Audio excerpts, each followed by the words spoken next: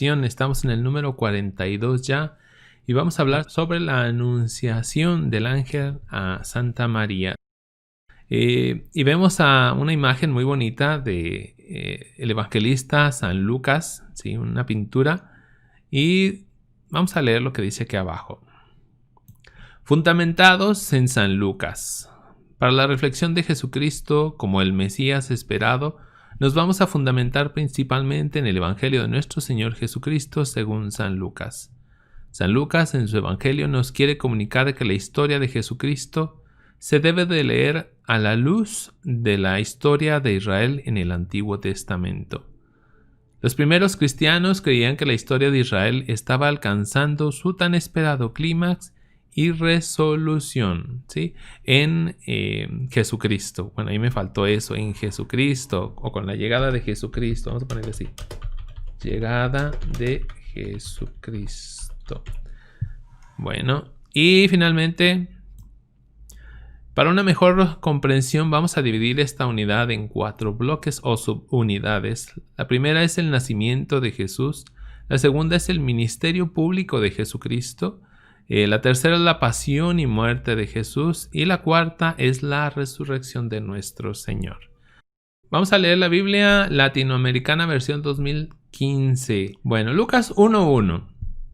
Algunas personas han hecho empeño por ordenar una narración de los acontecimientos que se han cumplido entre nosotros, tal como nos han sido transmitidos por aquellos que fueron los primeros testigos. Esto es muy importante, los primeros testigos, y que después se hicieron servidores de la palabra. Después de haber investigado cuidadosamente todo desde el principio, también a mí me ha parecido bueno escribir un relato ordenado para ti, ilustre Teófilo. El nombre también es muy importante. Ahorita vamos a comentar todo esto.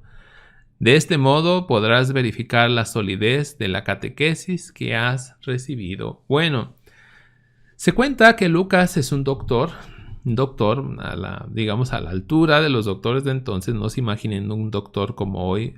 Era una persona conocedora que sabía, preparada, sabía escribir, sabía leer, eso ya era muy bueno, pero sobre todo sabía organizar, y eso era extraordinario. Él habla, y lo dice aquí, de ordenar una narración de los acontecimientos que se han cumplido, los acontecimientos alrededor del Mesías, de Jesucristo, ¿sí? Y luego dice, tal como nos los han transmitido o nos han sido transmitidos por aquellos que fueron los primeros testigos. Tentativamente habla de los apóstoles, de la Virgen María, etc. De hecho, uno de los acontecimientos que seguramente sucedieron es que Lucas se entrevistó con la Santísima Virgen María, y de ahí saca mucho, como dice el mismo Evangelio, que María guardaba todas aquellas cosas en su corazón.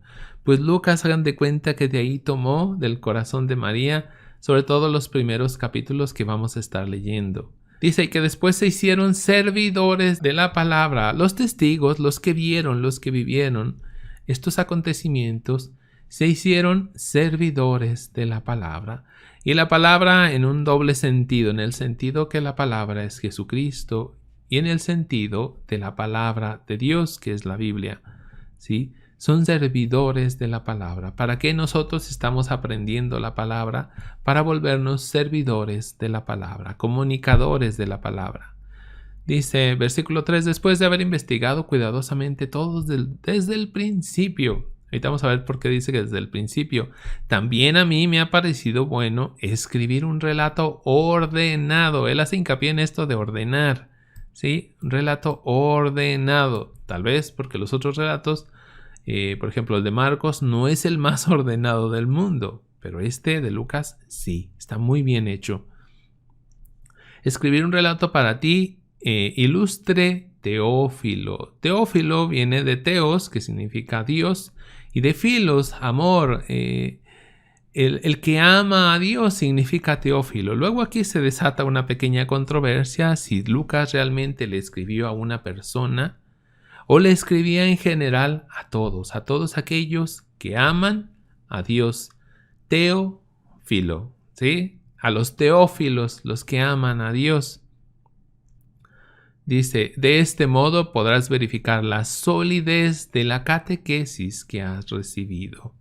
¿Sí? Ellos ya transmitían esta catequesis, esta doctrina que vamos a ver a continuación. Entonces, una vez que vemos esto de Lucas, Lucas también escribe el libro de los Hechos de los Apóstoles y más o menos tiene una introducción interesante también, así como esta. Ahora sí, vámonos directamente a la narración del Evangelio. Lucas capítulo 1, versículo 5. Siendo Herodes rey de Judea, vivía allí un sacerdote llamado Zacarías. Cosa muy importante, los autores bíblicos, ya lo hemos visto con otros libros, tratan de iniciar ubicándonos. En este caso dice en tiempo del rey Herodes, ¿sí? Y luego nos habla de un sacerdote llamado Zacarías. Esto es importante, sacerdote, ¿sí? Pertenecía al grupo sacerdotal de Abías y su esposa, llamada Isabel, era también descendiente de una familia de sacerdotes. Luego, entonces ellos son de la tribu descendientes de Aarón, dirá más bien. Son descendientes de Aarón, los dos, y ahorita lo vamos a leer. Ambos eran personas muy cumplidoras a los ojos de Dios y se esmeraban en practicar todos los mandamientos y leyes del Señor. En otra Biblia dirá que ellos eran justos a los ojos de Dios. Versículo 7. No tenían hijos, pues Isabel no podía tener familia. Otras Biblias le mencionan como Elizabeth, sí, sobre todo las Biblias protestantes la llaman Elizabeth. Las católicas dice Isabel. Y los dos eran ya de avanzada edad. Estas historias que se repiten, ahorita lo vamos a ver en temas finales, mujeres que no pueden tener hijos, que por un milagro de Dios es que llegan esos niños. Versículo 8. Mientras Zacarías y los otros sacerdotes de su grupo estaban oficiando ante el Señor, le tocó a él en suerte, según las costumbres de los sacerdotes, entrar en el santuario del Señor para ofrecer el incienso. Cuando llegó la hora del incienso, toda la gente estaba orando afuera, en los patios. En esto se le apareció un ángel del Señor de pie, al lado derecho del altar del incienso. Zacarías se turbó al verlo y el temor se apoderó de él. Esto es algo que ya hemos comentado bastante en lo que es la historia de la salvación. Dice, Zacarías se turbó al verlo y el temor se apodera de él. Nosotros nos imaginamos a los ángeles como seres muy hermosos y seguramente que lo son, pero muchas veces lo que se genera en el corazón humano al ver un ser de estos es mucho, mucho miedo. Algunas veces se les va a confundir incluso con Dios mismo. Engendra miedo, pues, la presencia de un ángel.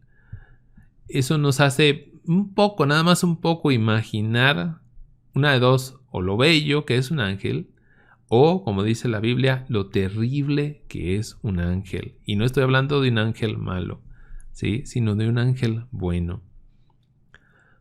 Versículo 13. Pero el ángel le dijo, no temas, Zacarías, porque tu oración ha sido escuchada. Casi siempre los ángeles, si se acuerdan, vienen con esta frase, no temas, no tengas miedo. Habitualmente la acompañan con el Señor está contigo, ¿sí? Y ahorita lo vamos a ver con la Virgen María. En este caso, Zacarías le dice, no temas, Zacarías, porque tu oración ha sido escuchada. Recordemos pues que, por ejemplo, en el caso de Abraham, su gran sueño de Abraham era tener hijos. Él cambiaba todo lo que tenía por tener hijos. Bueno, Zacarías, ¿de qué habrá sido su oración? Si él no tiene hijos y ya es de avanzada edad, su oración seguramente estaba centrada en tener hijos. Él quería tener hijos, él y su esposa. A pesar de ser una mujer y él un hombre de avanzada edad. No temas, Zacarías, porque tu oración ha sido escuchada. Tu esposa Isabel te dará un hijo y le pondrás por nombre Juan. También dijimos ya en el Antiguo Testamento, es que todo esto prácticamente tiene sus raíces en el Antiguo Testamento. Decíamos en el Antiguo Testamento que cuando Dios cambia o pone el nombre, en este caso lo va a poner, no lo va a cambiar, lo va a poner, es porque tiene una misión muy, muy especial para este hombre, Juan el Bautista. Por eso le dice, le pondrás por nombre Juan. Será para ti un gozo muy grande, y muchos se alegrarán con su nacimiento, porque este hijo tuyo será un gran servidor del Señor. Fíjense en esto, qué interesante.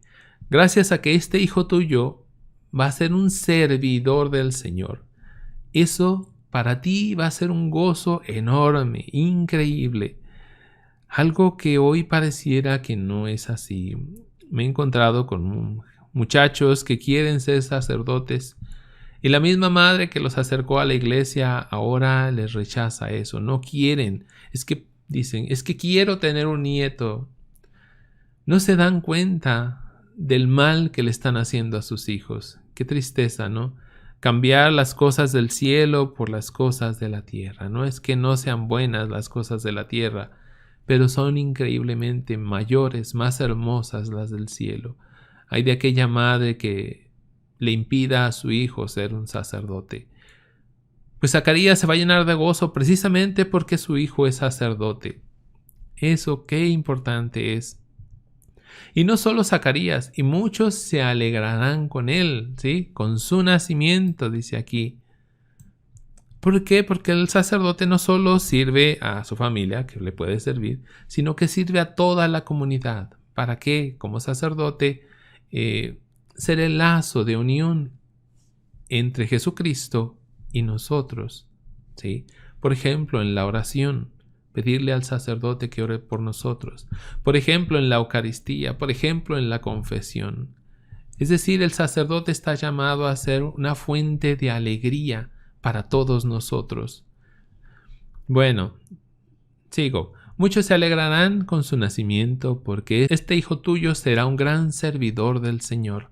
No beberá vino ni licor, y estará lleno del Espíritu Santo ya desde el vientre de su madre. Él va a ser un nazireo, un consagrado al Señor. Vimos, por ejemplo, la historia de quién. Sansón, ¿se acuerdan de Sansón? Que no podía cortarse el pelo, no podía beber alcohol, etc. Son los requisitos de la consagración que lo vimos en su momento allá en el libro de los Números. Números capítulo 6. 6:14 o 14:6. Bueno, uno de esos dos. Por allá estaban los requisitos para ser consagrado, nazireo al Señor, apartado de los demás. Pues él va a ser un apartado, un separado. De hecho, la palabra es cortado, separado del resto. Eso es un nazireo, un consagrado a Dios. No beberá vino ni licor y estará lleno del Espíritu Santo, ya desde el vientre de su madre. Y esto es muy importante. Desde que este niño está en el vientre de la madre, ya está lleno de Espíritu Santo. Qué tristeza el aborto. Qué tristeza, porque cuántos niños así como San Juan no venían en ese vientre y han sido abortados. Han sido cruelmente asesinados. Pero bueno, versículo 16. Por medio de él muchos hijos de Israel volverán al Señor, su Dios. Y esta misión de Juan también es la misión de todos nosotros. Por medio de Juan, por medio de ti, por medio de mí, muchos deberían de volver al Señor nuestro Dios. Empezando por tus hijos, tu esposo, tu esposa, tu padre, tu madre. Esa es la misión de cada cristiano, no solo es la de Juan. Versículo 17. Él mismo abrirá el camino al Señor con el espíritu y el poder del profeta Elías.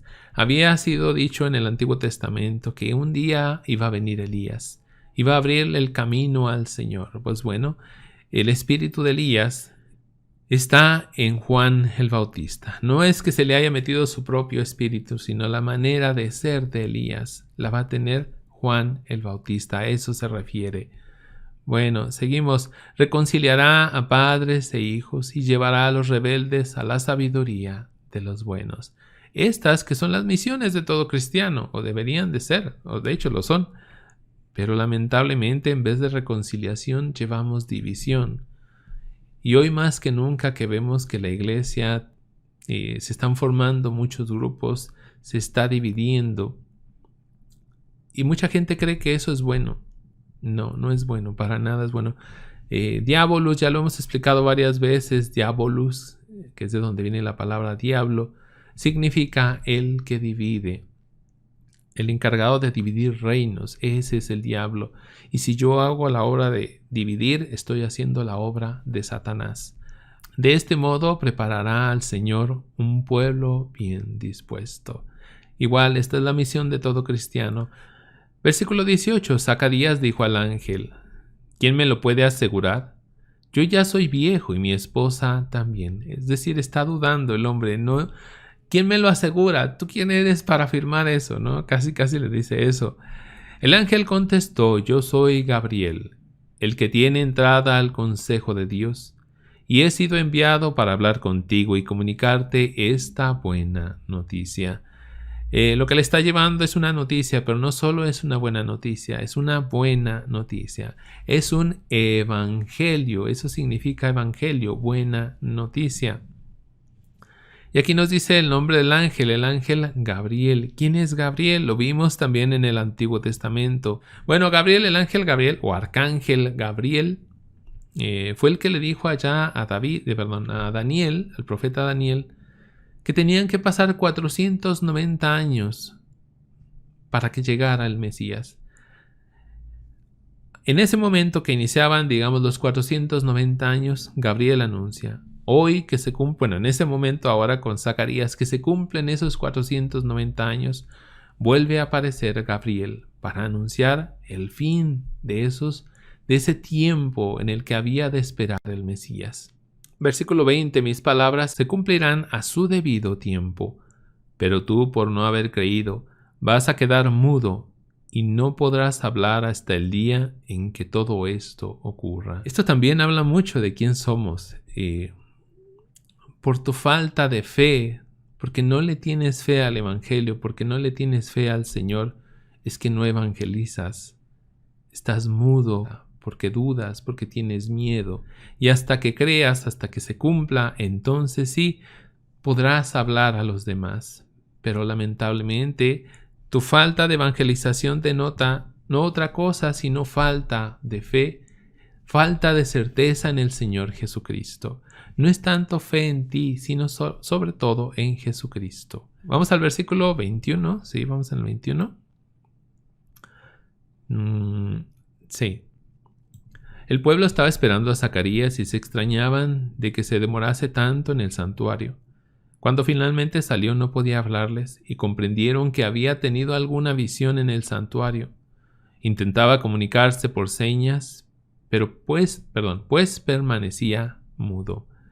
23. Al terminar el tiempo de su servicio, Zacarías regresó a su casa y poco después su esposa quedó embarazada. Durante 5 meses permaneció retirada, pensando: ¿qué no ha hecho por mí el Señor? Es ahora cuando quiso librarme de mi vergüenza. También decíamos esto, que para la mujer que no podía tener un hijo, era una mujer que se sentía menos, muy infravalorada, se sentía humillada, despreciada, etc. Porque su meta, su objetivo eran los niños, era ser madre. Y si no lo lograba, entonces no lograba ese objetivo. Pero sobre todo, y esto es más importante incluso, porque todas las mujeres de Israel sabían que de uno de esos niños iban a ser el Mesías.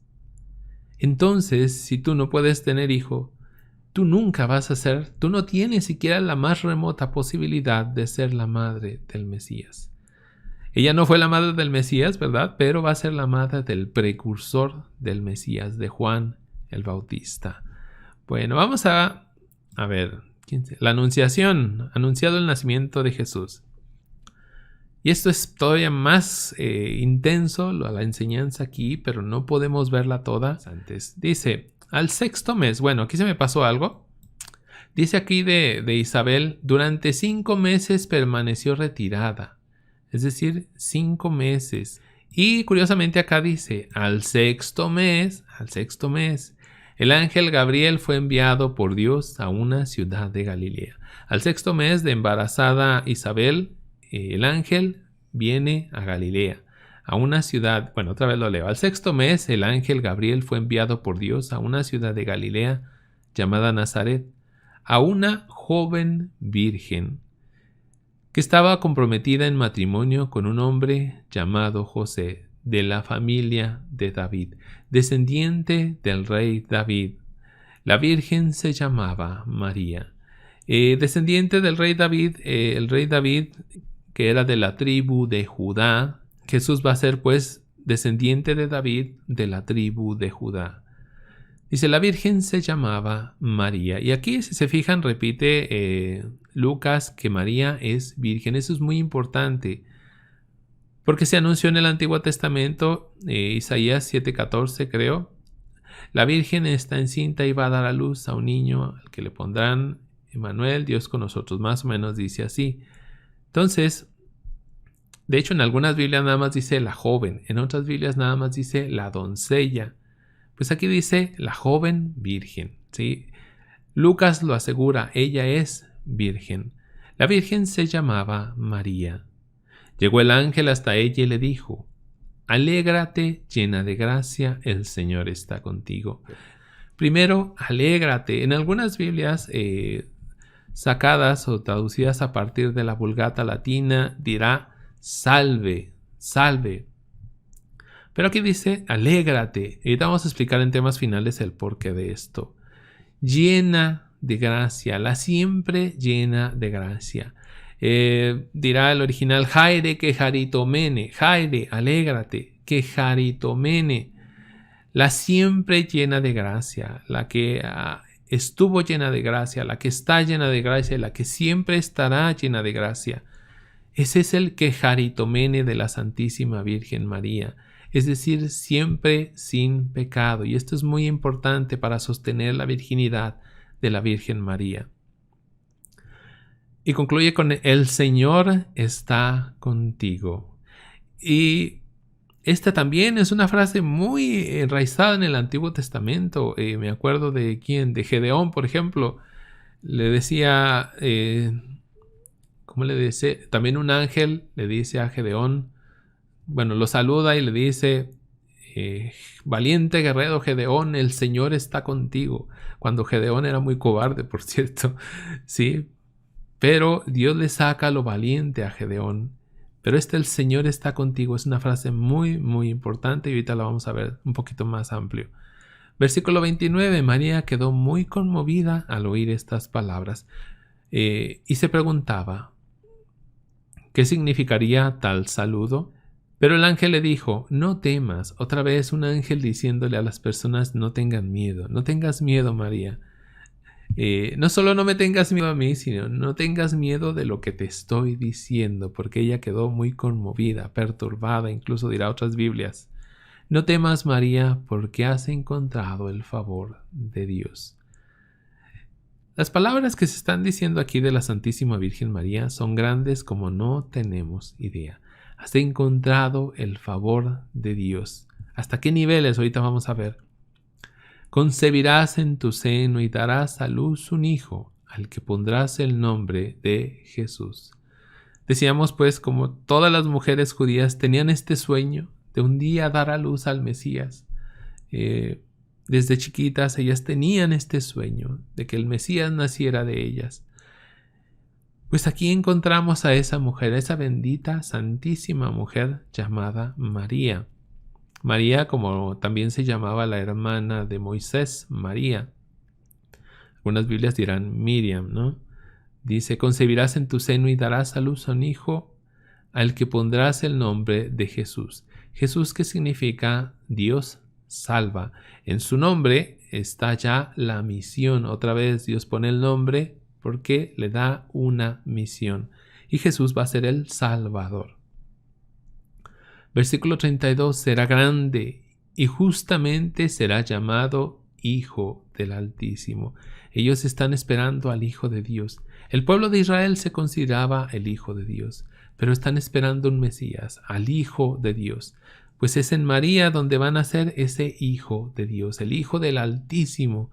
Qué grande será el Hijo, valga un poquito la redundancia, el Hijo del Altísimo, ¿no? El Señor Dios le dará el trono de su antepasado o de su padre, David. Todo esto son profecías que se van cumpliendo aquí en el anuncio y luego cuando baja el Espíritu sobre María. Se está cumpliendo muchas profecías que están en el Antiguo Testamento. Vamos a ver algunas de ellas, no todas. El Señor le dará el trono de su antepasado David. ¿Se acuerdan que Dios le dice a David que de su hijo o de su descendencia él va a sacar un rey que va a reinar para siempre? Por eso habla aquí del trono de su padre David. Dice el 33, gobernará para siempre al pueblo de Jacob y su reino no terminará. Está haciendo alusión a las palabras allá al rey David. Versículo 34, María entonces dijo al ángel, ¿cómo puede ser eso si yo soy virgen? Y que no quepa duda, ella es virgen, ¿sí? 35, contestó el ángel, el Espíritu Santo descenderá sobre ti. Lo que va a decir aquí el ángel es quizá lo más grande de todo. Nos relata un poquito la relación, el contacto que va a tener María, no solo con el Padre, sino con el Hijo y con el Espíritu Santo. Nunca, ¿sí? En toda la Biblia no hay un personaje, ni fuera de la Biblia, que haya tenido una relación, un contacto con Dios como lo va a tener la Santísima Virgen María.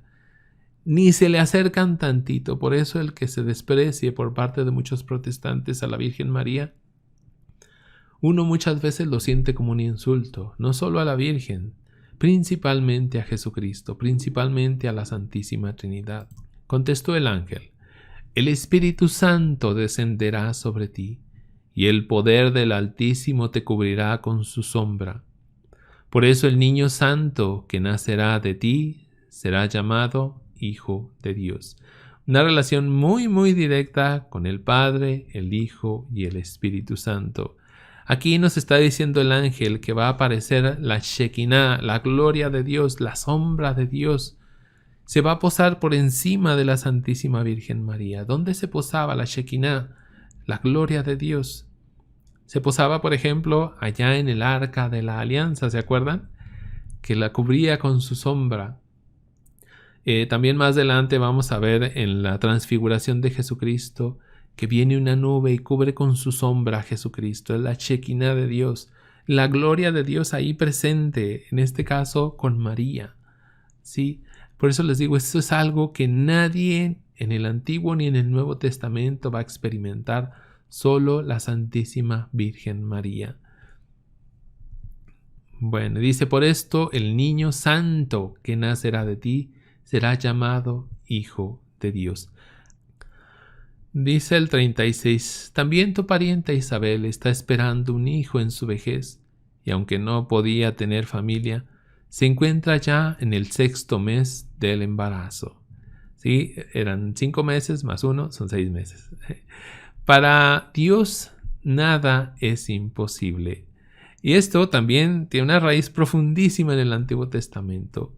Todas estas mujeres que eran estériles, que no podían tener hijos, al final lo tuvieron y sacaron en conclusión algo muy importante, que para Dios nada es imposible. Dijo María, yo soy la sierva del Señor. Hágase en mí tal como has dicho. Después la dejó el ángel. Y estas palabras son todavía más intensas. Yo soy la sierva, dice aquí. En otras Biblias no dice sierva, dice esclava del Señor. Estamos hablando de que María muy probablemente sea una adolescente de a lo mucho 15 años de edad. Menos eso se maneja. Muy jovencita. Evidentemente, y ahorita lo vamos a ver, María es una mujer que conoce mucho de Sagrada Escritura, conoce mucho de profecías, sabe, en el Magnificat lo relata, sabe muchas profecías ella, lo que no tenemos nosotros lamentablemente. Y ella, cuando dice sierva, sabe exactamente lo que está diciendo, cómo se está declarando. Ella reconoce que es en ella donde cae esa gran bendición que esperaban todas las mujeres de la época, ¿sí?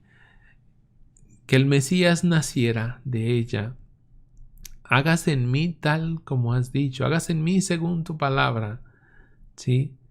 Y dice esto que también es muy importante. Después la dejó el ángel. Si María queda embarazada, eso puede ser un gran problema. ¿Por qué? porque el siguiente paso sería, bueno, no es de su esposo, bueno, vamos a matarla a pedradas. Y María no se queja de eso, ¿eh? ¿Por qué? Porque tiene toda la confianza en Dios. Yo soy la esclava del Señor.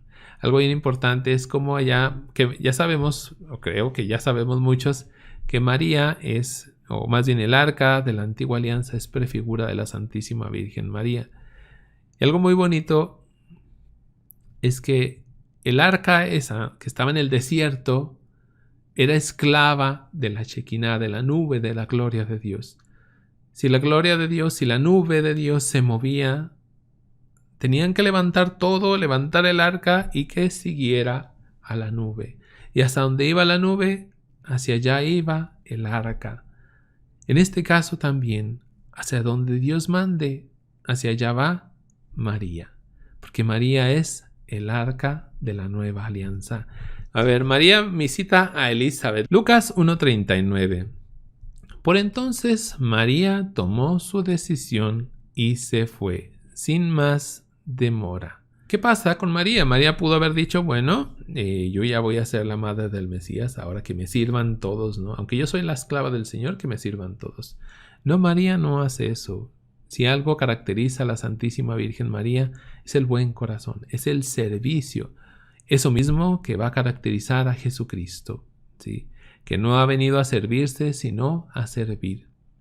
Entonces dice, por entonces María tomó su decisión y se fue sin más demora, sin más demora. No la pensó tanto como nosotros. ¿Iré o no iré? ¿Y si no me recibe? ¿Y si...? No, ella no tiene esas ideas locas que tenemos nosotros, que no son sino pretextos para no hacer la voluntad de Dios. Dice, a una ciudad ubicada en los cerros de Judá. Es decir, no era fácil llegar allá, le llevaba tiempo. Algunos comentaristas hablan de 2 días a pie, entonces era muchísimo tiempo. Pues ella se va a tomar ese gran esfuerzo solo para ir a servir a su tía, que es anciana y que va a dar a luz. Entonces María se presta, se sirve para ayudarle a su tía. Dice el versículo 40, entró en la casa de Zacarías y saludó a Isabel. Y aquí también muy importante, al oír Isabel su saludo, el niño dio saltos en el vientre. Isabel se llenó de Espíritu Santo y exclamó en alta voz. Alguien comentaba algo muy bonito, que por donde va pasando María, la gente se va llenando de Espíritu Santo. ¿Sí? El primero que da de brincos es el niño, Juan. Y otra vez la Biblia hablándonos de los niños en el vientre. Esos niños que en nuestro día a día parece que cada vez son más despreciados. El niño dio saltos en su vientre e Isabel se llena de Espíritu Santo. ¿Por qué? Porque María es la siempre llena de Espíritu Santo, siempre llena de gracia. Y por donde ella va caminando, todos se van llenando de gracia, de Espíritu Santo de Dios. Y exclamó en alta voz. Una vez que Isabel está llena de Espíritu Santo, habla. ¿Eso qué nos dice? ¿Por qué nos dirá San Lucas que se llena de Espíritu Santo? Nos lo dice porque lo que va a decir después, Isabel, al estar llena de Espíritu Santo, es como si lo estuviera diciendo el mismo Espíritu Santo. Es como si Dios mismo se lo va a decir a María. Bendita tú eres entre las mujeres y bendito el fruto de tu vientre. ¿Se acuerdan de aquella mujer que vimos, Jael, allá en el libro de los jueces, que le corta la cabeza al enemigo del pueblo de Israel y le componen una canción, un canto muy bonito, que dicen, bendita eres tú entre las mujeres de las tiendas? Pues se repiten, estas son frasecitas que están muy enraizadas en el Antiguo Testamento. Bendita tú eres entre las mujeres y bendito el fruto de tu vientre. Son una pareja bendita, tanto María como Jesús. ¿Cómo he merecido yo que venga a mí la madre de mi Señor? Es decir, la tía, que es una anciana, muy, muy anciana, se considera indigna de la presencia de María. Yo esto no lo veo en ninguna secta protestante. Ellos se sienten superiores a María. Ay de ellos, ¿no? Qué tristeza me dan. Pero fíjense, esta mujer que está llena, verdaderamente está llena de Espíritu Santo. Que a mí el protestante me diga que él está lleno de Espíritu Santo, a mí no me consta. Es más, ni a él le consta. Pero a mí sí me consta que esta mujer está llena de Espíritu Santo, porque lo dice la misma Biblia. Isabel está llena de Espíritu Santo, y el Espíritu Santo dice: bendita tú entre las mujeres y bendito el fruto de tu vientre. ¿Cómo he merecido yo que venga a mí la madre de mi Señor?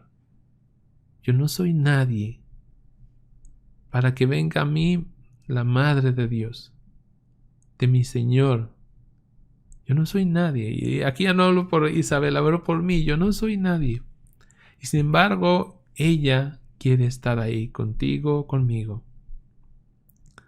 Versículo 44. Apenas llegó tu saludo a mis oídos, el niño saltó de alegría en mi vientre. Escuchar la voz de María, gracias a eso, Isabel se llena de Espíritu Santo y el niño se llena de alegría, el niño que ya estaba también lleno de Espíritu Santo.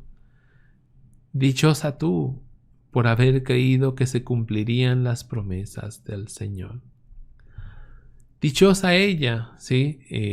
Gozosa María, porque ha creído. Les decía ahorita, tal vez nosotros no hemos creído. Pues el que cree comparte su fe y es una persona dichosa, realmente dichosa. Vamos a el Magnificat, que es muy bonito y nos va a hablar mucho de lo que conoce María de Sagrada Escritura. Muchas de esas frases, aunque no las vimos algunas en la historia de la salvación, casi todas están en el Antiguo Testamento. Esto nos dice que María era una mujer conocedora, muy, muy conocedora de la palabra de Dios.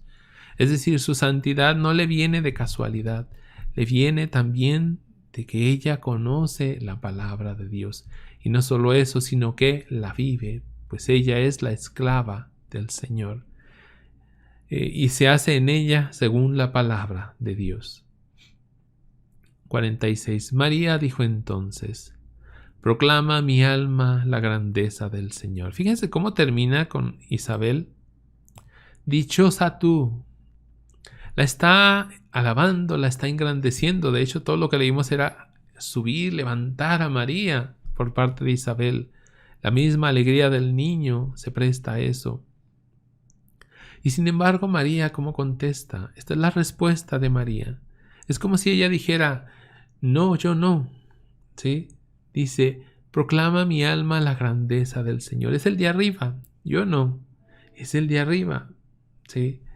Proclama mi alma la grandeza del Señor y mi espíritu salta de contento en Dios mi Salvador. El niño saltaba con María y María salta con Dios el Salvador. Y aquí vemos cómo María no se queda con la oración, no se queda con las frases bonitas que le da su tía, sino que las pasa al Señor. Igual sucede con nosotros. María no se queda con tus frases bonitas, sino que se las pasa al Señor. Y más si tú se lo pides. Y mi espíritu salta de contento en Dios mi Salvador, porque se fijó en su humilde esclava. ¿En quién se fija Dios? Y esto lo vimos en toda la historia de la salvación. En los más pequeñitos, en los más humildes, en los que no se sentían superiores, en los que no se sentían sabios, en los grandes expertos de Sagrada Escritura tampoco, sino en los más humildes, en los que amaban genuinamente la palabra de Dios y la cumplían. En eso se fija principalmente Dios. Y desde ahora, y esto es muy importante, desde ahora todas las generaciones me llamarán feliz, o bienaventurada, o dichosa, según la Biblia que tengas, ¿no? Desde ahora todas las generaciones, no solo las generaciones de católicos, se supone que todas las generaciones la tienen que llamar bienaventurada, feliz, feliz María. Y otra vez, y perdón que regrese tanto, pero es que a mí me duele tanto lo que hace el protestantismo, muchos protestantes con María, ¿sí? Que dicen que es una mujer cualquiera, que es un papel, un vaso desechable que Dios agarró y tiró. Eso me lo dijeron a mí. Y fue una mezcla de coraje, de tristeza, la que sentí muy extraña. Luego, cuando le explicas a la persona, se da cuenta de que ha cometido un grave error al decir eso. Pero como se lo oyó al pastor, pues lo repite nada más. ¿Cómo te atreves a decir eso de María? Que es un papel que tiras a la basura. ¿Tú eres un papel que Dios usa y tira a la basura? Si tú no eres así, tú no eres ese, ¿por qué María sí? El vaso desechable. No, no es un vaso. Si tú no eres un vaso desechable, ¿por qué la madre de Jesucristo sí es? Dice, desde ahora todas las generaciones me llamarán feliz. Es decir, así como su prima o su tía, no se sabe si es su prima o su tía Isabel, le daba grandes palabras, hermosas palabras a María, pues así todas las generaciones de todos los tiempos la van a llamar feliz. Y por eso nosotros, entre otras cosas, hacemos el Santo Rosario. Dice el versículo 49, el poderoso ha hecho grandes cosas en mí. Fíjense cómo ella, aparte de esta frase de que todas las generaciones me llamarán feliz, además de esa frase, bueno, excepto esa frase, todas las demás ella, todo lo dirige hacia Dios. Se queda con lo que se tiene que quedar, pero todo lo dirige hacia Dios. Nada más esa pequeñísima parte que es enorme, digamos que se la queda a ella. El poderoso ha hecho grandes cosas en mí. ¿Y por qué la vamos a llamar feliz, bienaventurada? Porque el poderoso, porque Dios ha hecho grandes cosas en mí. El Padre, el Hijo y el Espíritu Santo han hecho grandes cosas en María, como no han hecho en nadie más, en absolutamente nadie más, ni en el más santo, ¿sí? Pero bueno, santo es su nombre. Muestra su misericordia siglo tras siglo, y esto es muy importante, a todos aquellos que viven en su presencia. ¿Quieres que Dios muestre su misericordia contigo? Repito lo que dice María. Muestra su misericordia siglo tras siglo, a todos aquellos que viven en su presencia. La pregunta es, ¿y vives en la presencia de Dios? Eso debe de cuestionarnos muy profundo a nosotros. Dio un golpe con todo su poder, deshizo a los soberbios y sus planes, derribó a los poderosos de sus tronos y exaltó a los humildes. Colmó de bienes a los hambrientos y despidió a los ricos con las manos vacías. Estas son algunas cosas que ya sucedieron en el Antiguo Testamento y otras que van a suceder. ¿Sí? Recordemos, por ejemplo, la historia de Lázaro y el hombre rico. Es más o menos esto de lo que está hablando María. Socorrió a Israel, su siervo, se acordó de su misericordia, como lo había prometido a nuestros padres, a Abraham y a sus descendientes para siempre. En este punto son muchísimas las profecías que se van a cumplir, nada más en la Anunciación. Y María lo reconoce, ¿sí? Que mucho de lo que está escrito se está cumpliendo en ese momento con ella. Por eso es más grande todavía María, porque a pesar de eso no se infla. Tenemos esa triste tentación, ¿no?, de sentirnos importantes. Ella no se siente importante y sin embargo reconoce que lo es, y mucho, muchísimo. María se quedó unos 3 meses con Isabel y después volvió a su casa. Es decir, son 6 meses más 3, son 9 meses. Una vez que da a luz Isabel, María se regresa a su casa. Vamos a los temas finales rápidamente, son muy interesantes, creo yo, siempre digo lo mismo. Vamos a ver qué les parecen. Estamos pues ya en la historia de la salvación número 42, ya estamos en la etapa número 11, Jesucristo, el Mesías esperado. Les dije que lo iba a subdividir en 4 partes. La primera es esta, el nacimiento de Jesucristo. Y vemos aquí una imagen hermosa, muy muy bonita, donde vemos al ángel, el ángel Gabriel, arrodillado. El salve que les comentaba ahorita, el salve era un saludo que se le hacía exclusivamente a la realeza, a los reyes. Por ejemplo, en alguna película habrán visto que llegan los soldados y le dicen al César, salve César, tus siervos te saludan, algo así. Pues ese era un saludo a la realeza, a los reyes, a las reinas. Llega el ángel y le da su saludo. Y se fijan, el ángel de rodillas, me gusta mucho esa imagen. Y arriba está el Espíritu Santo. El Espíritu vendrá sobre ti y el poder del Altísimo te cubrirá con su sombra. La Shekinah, que ahorita vamos a ver un tema especial. Bueno, vamos a ver pues el anuncio del ángel a la Virgen María. El primer tema es este, me parece muy interesante: mujeres estériles en la historia de la salvación. Dice, a lo largo de la historia de la salvación encontramos algunas mujeres que no pueden tener hijos por ser estériles, que sin embargo nos enseñan que nada es imposible para Dios. Y gracias a su fe en el Altísimo logran dar a luz. Por ejemplo, tenemos a Sara, esposa de Abraham. Sara, esposa de Abraham, Génesis 11:30. Rebeca, esposa de Isaac, también, Génesis 25:21. Raquel, la esposa de Jacob, Génesis 29:31. Acuérdense que Dios es Dios de Abraham, Isaac y Jacob, ¿sí? Así se le menciona muchas veces en la Biblia, el Dios de Abraham, de Isaac y de Jacob. Pues las tres esposas de estos tres hombres van a ser estériles, pero por un milagro de Dios van a dar a luz. La esposa de Manoa no se da su nombre, pero sí sabemos que va a ser la mamá de Sansón en Jueces 13:2. También lo vimos en la historia de la salvación. Ana, esposa de Elcaná y mamá de Samuel, ¿sí? ¿Se acuerdan de Samuel, el profeta y sacerdote? Primera de Samuel 1:5. Isabel, esposa de Zacarías, que lo vimos ahorita en Lucas 1:7. Y alguien muy interesante, muy importante, Santa Ana, esposa de San Joaquín, madre de la Virgen María. Esto está en la tradición de la iglesia, esto no está en la Biblia. No sé si conozcan esa historia, es muy bonita. Se parece mucho a las otras historias. Santa Ana no puede tener hijos, es estéril, ¿sí? Es anciana ya, igual que San Joaquín, y por un milagro de Dios tienen a la Santísima Virgen María. Esta historia se encuentra, les repito, en la tradición de la iglesia, no está en la Biblia. Bueno, pero conocemos a Santa Ana y San Joaquín.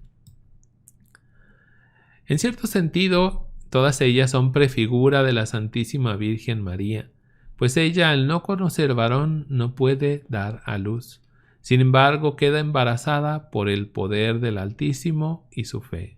Lucas 1:37-38 dice, para Dios nada es imposible. Dijo María, yo soy la sierva del Señor, hágase en mí tal como has dicho. Después la dejó el ángel. Es decir, se juntan el poder de Dios y la fe nuestra en Dios para lograr el milagro. Bueno, vamos con el arcángel Gabriel. Esto también les comentaba ahorita, un tema muy interesante que puede ser muy amplio, pero yo lo hice cortito. Dice Gabriel al inicio y al final de la profecía de la venida del Mesías. En Daniel 9, en medio de su oración y súplica del profeta Daniel a Dios, respecto a los 70 años de exilio profetizados por Jeremías, otro profeta, el ángel Gabriel le explica. Es decir, Daniel le está pidiendo a Dios o quiere entender aquella profecía de Jeremías de los 70 años. Hablaba de que iba a durar 70 años el exilio. Pero Dios le pide al ángel que baje y le explique bien a Daniel. Y le va a explicar. Daniel 9 del 24 al 27. Vendrá un ungido para... Bueno, no dice así el texto, ¿sí? Este es un extracto, nada más un resumen que está marcado de estos 4 versículos. Dice, vendrá un ungido para poner fin al pecado. Número 1 será un ungido de Dios. Pondrá fin al pecado, expiará la iniquidad y traerá la justicia eterna. Ese va a ser el Mesías. Pero no solo le explica eso. Dice, este ungido no viene al final de los 70 años, sino que tomará 70 semanas, le dice el ángel. Entonces uno dice, ¿cómo que 70 semanas? Luego viene la explicación. Una semana son 7 días, ¿sí? Entonces los 70 años se multiplican por los 7 días de la semana y resultan 490 años. El ángel está diciendo, en realidad el Mesías no va a tardar. En realidad el Mesías va a llegar después de 490 años, cuando se termine, y ahí se terminará lo que es el exilio, porque el pecado es el exilio, ¿sí? Y hasta que no venga Jesucristo, no se habrá vencido al pecado. Dice, es decir, el ungido de Dios llegará después de 490 años. Todo esto lo vimos allá con el profeta Daniel. Cumplido este tiempo, es nuevamente el arcángel, bueno, aquí dice ángel, Gabriel, quien se aparece a Zacarías y a la Virgen María para señalar que ha llegado el tiempo del cumplimiento de la profecía. Es decir, la profecía la abre el arcángel Gabriel y viene el arcángel Gabriel para decir, aquí se cumple la profecía. Lucas 1 del 19 al 20. El ángel contestó, yo soy Gabriel, el que tiene entrada al consejo de Dios, y he sido enviado para hablar contigo y comunicarte esta buena noticia. La buena noticia del cumplimiento de la profecía. Bueno, vamos a la plenitud de los tiempos. Esto es un tema interesante y un poquito ahí para meter el catecismo. Quería meter esa parte tan intensa del catecismo donde tiene mucho contenido en tan poquitos renglones. Dice el catecismo en el número 484, la anunciación a María inaugura la plenitud de los tiempos, ¿sí? Gálatas 4:4, es decir, el cumplimiento de las promesas y de los preparativos. Todas las promesas, bueno, muchas de las promesas que se hacían en el Antiguo Testamento por parte de Dios a su pueblo se cumplen con María en la anunciación del ángel a María. Y también vienen los preparativos. Dice, María es invitada a concebir a aquel en quien habitará corporalmente la plenitud de la divinidad. Colosenses 2:9. Es decir, Él es Dios, así tal cual, la plenitud de Dios. La respuesta divina a su ¿cómo será esto? Pues no conozco varón, se dio mediante el poder del Espíritu. Ella queda embarazada por el poder del Espíritu Santo, que es Dios. El Espíritu Santo vendrá sobre ti.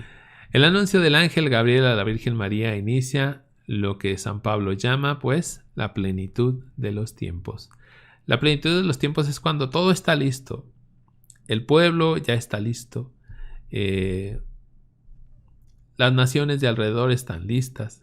El cuarto imperio, creo que era el cuarto imperio que iba a conquistar Israel, ya está ahí, que son los romanos. Todo está listo, la plenitud de los tiempos. ¿Está listo para qué? Para que venga a encarnarse Dios en la Virgen María. Dice Gálatas 4:4, pero cuando llegó la plenitud de los tiempos, Dios envió a su Hijo nacido de mujer y sometido a la ley, con el fin de rescatar a los que están bajo la ley, para que así recibiéramos nuestros derechos como hijos. La semana antepasada vimos que Dios, con las alianzas que hace con su pueblo, lo que quiere es formar una familia, es tener hijos e hijas, ¿sí? Por eso cuando viene Jesucristo, nosotros recibimos nuestros derechos como hijos de Dios. María, la hija de Sión, esto es muy importante. Les decía ahorita que hay dos traducciones posibles en el Alégrate. Unos dirán salve María, dice la Vulgata latina, salve. Y hay otros que dicen alégrate. El alégrate, ya explicaba un poquito lo del salve al principio. Vamos a explicar ahora lo del alégrate. El alégrate tiene unas raíces mucho más profundas que el salve. Pero bueno, vamos a leerlo. Dice, el saludo del ángel Gabriel a la Virgen María inicia con el alégrate. Lucas 1:28. Llegó el ángel hasta ella y le dijo, alégrate llena de gracia, el Señor está contigo. Algunas Biblias lo traducen como salve, que era el saludo habitual que se le hacía a la realeza. Y siendo María la reina, madre del rey, eso también lo vimos en el Antiguo Testamento, podríamos considerarlo adecuado. De hecho, en el rosario se dice salve, ¿sí? En el rosario. ¿Dónde voy? Adecuado. Sin embargo, alégrate tiene unas raíces bíblicas mucho más poderosas. pues señala a la Santísima Madre como la hija de Sión. Zacarías 2 del 14 al 15. Grita de gozo y regocíjate, hija de Sión, pues sé que yo vengo a morar, he aquí que yo vengo a morar dentro de ti. Oráculo de Yahvé. Dios mismo está diciendo, alégrate, hija de Sión. En el Antiguo Testamento se hablaba de la hija de Sión como Jerusalén o como el pueblo de Dios. Pero vemos cómo en María se cumple la profecía, como la hija de Sión, sí. Grita de gozo y regocíjate, hija de Sión, pues he aquí que yo vengo a morar dentro de ti, oráculo de Yahvé. Muchas naciones se unirán a Yahvé aquel día, serán para mí un pueblo, y yo moraré en medio de ti. Sabrás así que Yahvé Sebaot me ha enviado a ti. Es curioso porque está hablando Dios, y Dios dice que Dios lo envió. O sea, Dios Hijo, Dios Padre. Bueno, Zacarías 9:9. Brinca sin freno, hija de Sión, grita de alegría, hija de Jerusalén. He aquí que viene a ti tu rey, justo él y victorioso, humilde y montado en un asno, en un pollino cría de asna. Esto sí ya suena más a Jerusalén, ¿sí? Pero la hija de Sión está encarnada en María misma. Sofonías 3:14 al 15. Lanza gritos de gozo, hija de Sión. Lanza clamores, Israel. Alégrate y exulta de todo corazón, hija de Jerusalén. Ha retirado Yahvé las sentencias contra ti, ha alejado a tu enemigo. Yahvé, Rey de Israel, está en medio de ti. No temerás ya ningún mal. No temas, María, no tengas miedo. ¿Sí? Se refiere pues a Jerusalén, pero también se refiere, en cierto modo, a la Virgen María. Ella encarna lo que es Jerusalén, ella misma. Bueno, otro tema muy importante es esto de la Shekinah. Vamos a ver María y la Shekinah o Shekinah. Bueno, la Shekinah es más correcto. El ángel Gabriel advierte a la Virgen que el mismo Dios la cubrirá con su sombra. Vamos a leer Lucas 1:35. Contestó el ángel, el Espíritu Santo descenderá sobre ti y el poder de Dios va a descender sobre María Santísima. El poder del Altísimo te cubrirá con su sombra. Por eso el niño santo que nacerá de ti será llamado Hijo de Dios. Desciende sobre ella Dios mismo, el poder de Dios, la gloria de Dios. A esta presencia de Dios se le conoce como la Shekinah, que quiere decir la morada de Dios o la presencia de Dios. La sombra que cubre a la Santísima Madre es la misma que desciende en la transfiguración de Jesús. Vamos a leer Mateo 17:5. Estaba Pedro todavía hablando cuando una nube luminosa los cubrió con su sombra, y una voz que salía de la nube dijo: Este es mi Hijo amado, en él me complazco, escúchenlo. Otra vez se presenta esta misteriosa nube allá en la transfiguración y que cubre a los apóstoles y a Jesús con su sombra. Lo curioso es que dice que una nube luminosa, pero que los cubre con su sombra, algo un poquito extraño, ¿no? ¿Y quién habla a través de esa nube? Dios mismo. ¿Se acuerdan también cuando Jesucristo es elevado ya al cielo? Pues ahí, ¿quién lo cubre al final? Lo cubre en la nube de Dios. Entra en Dios mismo Jesucristo. Esa nube, pues, representa a la Shekinah. Por eso decimos, sin temor a equivocarnos, que el contacto o relación que tiene Dios con la Virgen María, nunca nadie lo ha tenido ni lo tendrá jamás. Es único, ¿sí? Bueno, vamos a Jesús, el hijo de David también. Muy importante es lo que anuncia el ángel Gabriel. Según las palabras del arcángel Gabriel, Jesús es el Hijo del Altísimo. Lucas 1 del 31 al 33. Concebirás en tu seno y darás a luz un hijo, al que pondrás el nombre de Jesús. Será grande y justamente será llamado Hijo del Altísimo. El Señor Dios le dará el trono de su antepasado, en otras Biblias dice de su padre David. Gobernará por siempre el pueblo de Jacob, y esto lo voy a subrayar, y su reino no terminará jamás. Dice, de esta manera se cumplía la profecía que Dios dio al rey David. Segunda de Samuel 7 del 12 al 14. Cuando tus días hayan concluido y te acuestes con tus padres, levantaré después de ti a tu descendiente, al que brota de tus entrañas, y afirmaré su realeza, es decir, será rey. Él me construirá una casa y yo, por mi parte, afirmaré su trono real para siempre. Otra vez más o menos como Jerusalén y María, aquí se habla en primera instancia del rey Salomón. Pero al final de quien se está hablando más es de Jesucristo, porque el rey Salomón se muere. Y sin embargo, el trono es para siempre. Y solo Dios se puede sentar en ese trono, que es eterno. Dice, Él me construirá una casa y yo, por mi parte, afirmaré su trono real para siempre. Seré para Él un padre y Él será para mí un hijo. Sí, Jesús, el Hijo del Padre.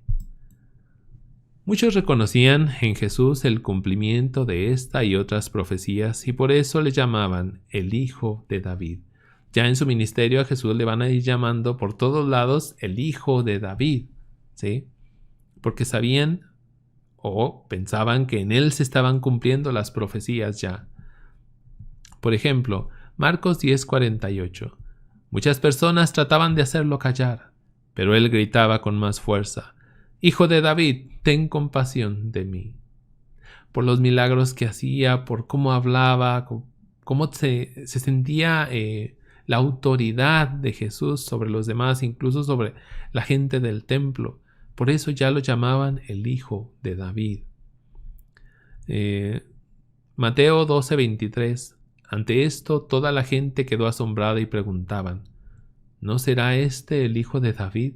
Es decir, la gente tenía en su mente y en su corazón que un día iba a venir el Hijo de David a gobernar, el Mesías tan esperado. Por eso hablábamos de que todas las mujeres esperaban al Hijo de David.